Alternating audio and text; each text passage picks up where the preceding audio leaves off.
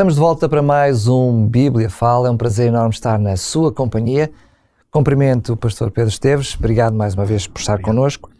Neste nosso estudo sobre Pedro, continuamos a olhar para este liderança serviçal, e é verdade que o texto que lhe trago hoje parece, aparentemente, que sai um pouco do contexto que temos estado a estudar esta semana, mas passo a ler o texto e falaremos sobre ele então, logo a seguir. Portanto, refiro-me a 1 de Pedro, capítulo 5, e vamos ler os versículos de 7 a 10. Lendo então: lançando sobre ele toda a vossa ansiedade, porque ele tem cuidado de vós. Sede sóbrios, vigiai, porque o diabo, vosso adversário, anda em derredor, bramando como leão, buscando a quem possa tragar. Ao qual resistir firmes na fé, sabendo que as mesmas aflições se cumprem entre os vossos irmãos no mundo. E o Deus de toda a graça, que em Cristo Jesus vos chamou à sua eterna glória, depois de haverdes padecido um pouco, Ele mesmo vos aperfeiçoará, confirmará, fortificará e fortalecerá.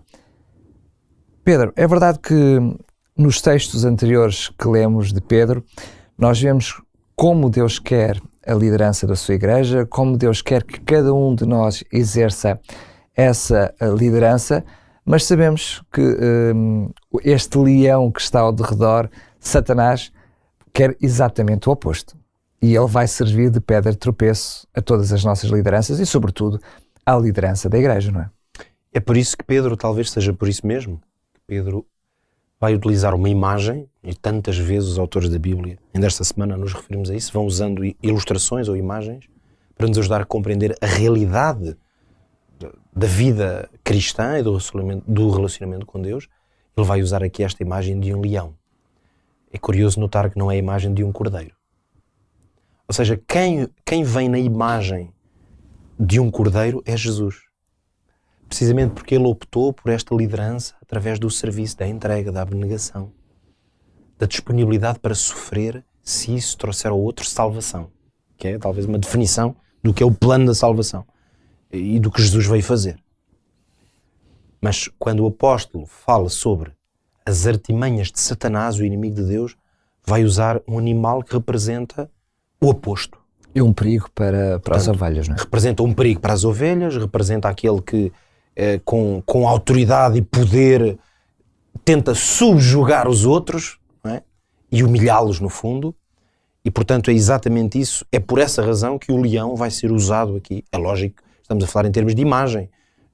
Jesus também é chamado o leão de Judá, querendo representar aí, de facto, a sua grandeza, a sua autoridade. É lógico, portanto estamos a falar em termos de imagem. Nesta imagem, o leão vai ser usado precisamente para ilustrar este conceito de alguém que está em derredor, que quer tragar, que tem poder para isso. Por isso é que é assustador. Portanto, não é um gato que anda a tentar tragar, não é? Porque aí já não seria tão... uma ameaça. Não seria uma ameaça tão significativa. É realmente o animal mais feroz, assim reconhecido entre os animais, e então o crente precisa de estar muito alerta. Claro que se nós quisermos ligar, desde logo, este conceito ao que temos visto durante esta semana, pois o crente não se pode comportar e agir como se fosse um leão. Esse é um primeiro princípio que tiramos daqui. E tem que estar atento, tem que vigiar, para também não se deixar dominar pelo leão. Precisamente. Por isso, nós vamos ver aqui o apóstolo a usar uma série de conceitos que, segundo ele, serão a chave para conseguir vencer estas artimanhas ardilosas e este trabalho feito. Claro, nós temos que ter sempre isto em consideração. Quando lemos a Bíblia, é como se fosse uma história que ajuda a compreender todas as outras histórias. É uma narrativa, a narrativa maior na Bíblia, que é de que existe um grande conflito. E por ser um grande conflito, há poderes em oposição. Nós não podemos estranhar por isso que o apóstolo Pedro se refere aqui de forma clara a Satanás, dizendo que ele anda em derredor bramando como um leão. Mostrando claramente que ele é o opositor. Buscando a quem possa tragar, porque a igreja tem um opositor. E esse opositor é Satanás. Mas essa realidade cósmica exerce na vida de cada um de nós. Precisamente. Na vida da igreja. É na vida da igreja, porque aqui, e portanto, por conseguinte, é a vida de cada um de nós. Mas como o enfoque do apóstolo é a igreja, é a realidade que vive a comunidade de crentes, essa comunidade está debaixo de fogo.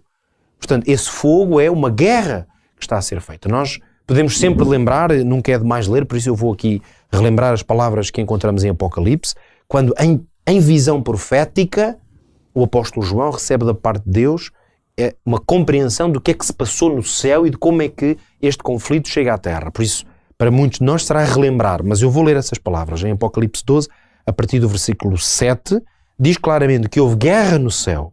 Diz que Miguel, que é Jesus, e os seus anjos batalhavam contra o dragão. E o dragão e os seus anjos batalhavam, mas não prevaleceram, nem mais o seu lugar se achou nos céus. Só que houve um resultado disto, uma consequência. O versículo 9. Foi precipitado o grande dragão, a antiga serpente, que se chama Diabo e Satanás, para não haver dúvidas, e diz que ele engana todo o mundo, e foi precipitado na terra, e os seus anjos foram lançados com ele. Então, esta é uma explicação concreta, de uma realidade cósmica, mas concreta, onde nos é dito precisamente que este leão já tentou bramar e tragar no céu. Simplesmente ali ele não pôde vencer. E também não vai vencer aqui. A sua vitória não será eterna, nem será para ser constante.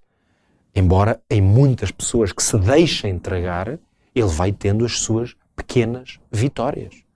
E que são pequenas, se a compararmos com o que é o universo, mas na vida de cada pessoa são enormes. Essas vitórias podem ter consequências eternas.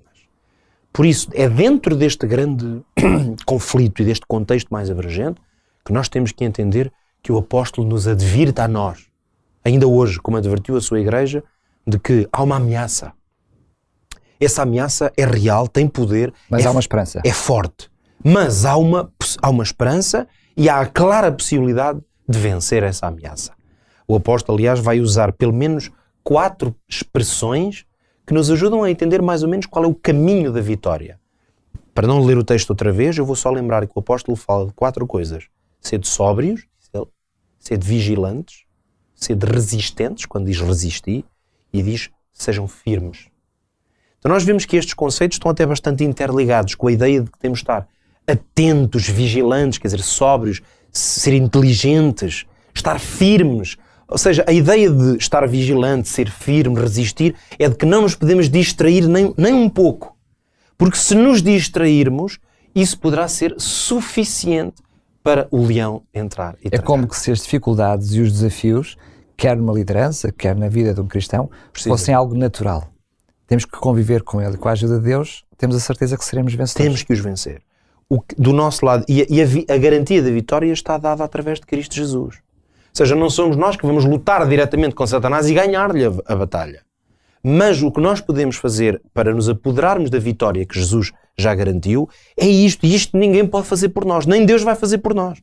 Se eu não estiver vigilante, se eu não for sóbrio, e a palavra sóbrio, que é curiosa, que aparece aqui mesmo no texto original, tem precisamente a ver com a ideia de não estar embriagado. A palavra é usada muito nesse contexto. Ou seja, se eu estiver embriagado, e não é só de álcool, também pode ser de álcool, não é? Mas se eu estiver embriagado com outras coisas, distraído com outras coisas, lá está, que podem até embriagar-me a mente, enganar-me. Portanto, é muito importante a vigilância, a sobriedade, a firmeza, porque se eu me manter nesse espírito, então a vitória está assegurada. Esta é a esperança que nós temos. Muito bem, chegamos então assim ao fim de mais uma semana, onde olhámos bem de perto para esta liderança serviçal. Penso que agora está claro, apesar de reconhecermos que é um conceito difícil de entendermos, mas quando olhamos para o exemplo de Jesus, tudo fica mais fácil. Despedimos-nos com a promessa de estarmos de volta na próxima segunda-feira para mais um Bíblia Fala. Relembro ainda que, para além de poder ouvir, além de nos poder escutar aqui na sua rádio, em radiorcs.pt, e também pode ver este mesmo trabalho, esta mesma Bíblia Fala, em obchannel.pt.